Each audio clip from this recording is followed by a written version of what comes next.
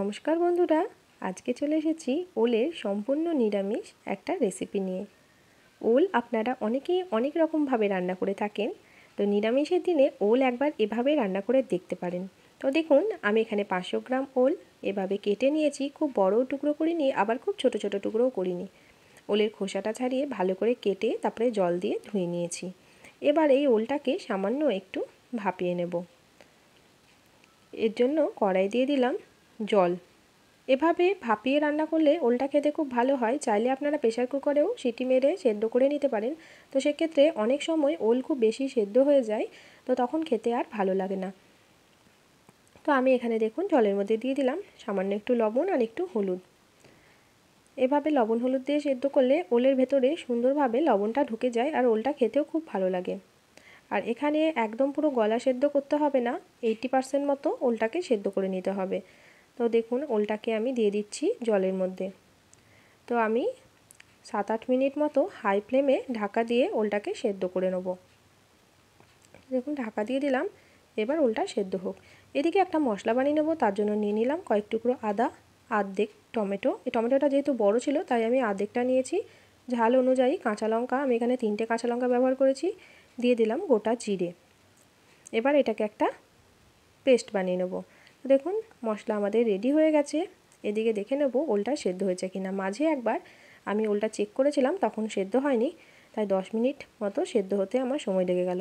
তো দেখুন, এভাবে আমি একটা চাকুর সাহায্যে দেখে নিলাম ওলটা সুন্দরভাবে সেদ্ধ হয়ে গেছে, মানে যতটা সেদ্ধ আমার দরকার। খুব বেশি গলা সেদ্ধ আমাদের দরকার নেই। 80% মতো ওলটা সেদ্ধ হয়ে গেছে। এবার এটাকে তুলে জল ঝরতে দিয়ে দেবো। এদিকে একটা কড়াই বসিয়ে দিলাম। কড়াই দিয়ে দিলাম 3 চামচ মতো সর্ষের তেল।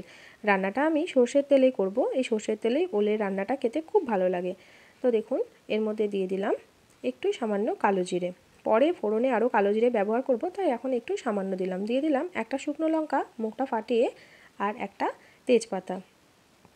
একটু সামান্য হলুদ দিয়ে দিলাম। এবার সেদ্ধ করে জল ঝরিয়ে রাখা ওলটাও তেলের মধ্যে দিয়ে গ্যাসের ফ্লেমটা মিডিয়াম টু হাই রেখে একটু নাড়াচাড়া করে নেব। 3-4 মিনিট মতো একটু নাড়াচাড়া করে নেব, যাতে ওলটা সুন্দরভাবে ভাজা হয়ে যায় আর ওলের গায়ে একটা সুন্দর কোটিং পড়ে যায়।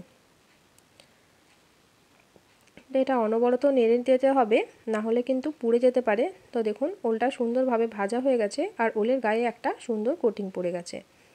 এবার ওলটা আমি তেল থেকে তুলে একটা অন্য জায়গায় সরিয়ে রাখবো। তো আপনাদেরকে দেখাচ্ছি, দেখুন কত সুন্দর ওলের গায়ে একটা কোটিং পড়ে গেছে।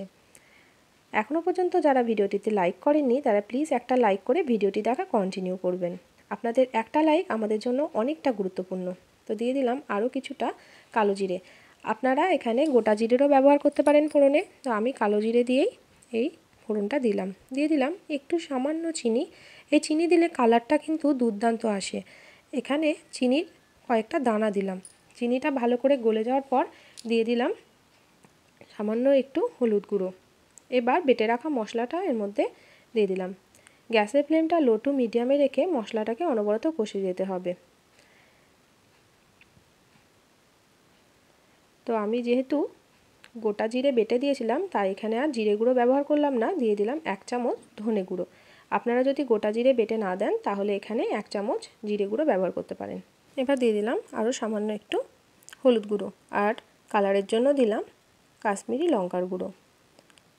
এবার ভালো করে মশলাটা কষিয়ে নেব যতক্ষণ না মশলা থেকে তেল ছাড়ছে। এই রান্নাটা একটু কষিয়ে কষিয়ে করলে খেতে কিন্তু দুর্দান্ত লাগে। যে কোনো রান্না একটু কষিয়ে কষিয়ে রান্না করলে খেতে খুব ভালো লাগে। তো এবার ভেজে রাখা ওলটা দিয়ে দিলাম। ওলের সঙ্গে মশলাটা ভালো করে মিশিয়ে দিচ্ছি। আমি এখনও পর্যন্ত এই মশলার মধ্যে লবণ দিইনি। এবার দিয়ে দেবো লবণ। আর যেহেতু ওলটা সেদ্ধ করার সময় লবণ দিয়েছিলাম, তাই লবণটা একটু বুঝে দিতে হবে। তো স্বাদ অনুপাতে আমি এখানে লবণ দিয়ে দিলাম। লবণটা দিয়েও ভালো করে মশলার সাথে মিশিয়ে দিচ্ছি। যেহেতু নিরামিষ রান্না, তাই আমি এর মধ্যে দিয়ে দেবো সামান্য একটু চিনি। আপনারা যদি চিনি খেতে পছন্দ না করেন রান্নায়, তাহলে এখানে চিনিটা স্কিপ করতে পারেন। তবে এতে খুব একটা মিষ্টি হবে না, তবে স্বাদের একটা ব্যালেন্স থাকবে।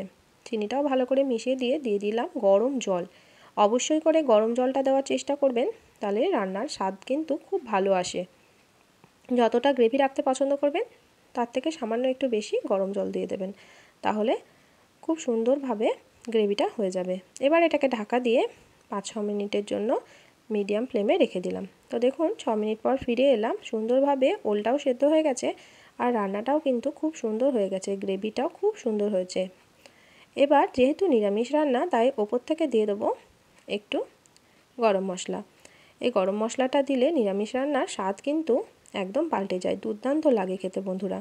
আর দিয়ে দেবো 1 চামচ ঘি আর গরম মশলা দেওয়ার জন্য এই রান্নার স্বাদ খুবই ভালো আসে।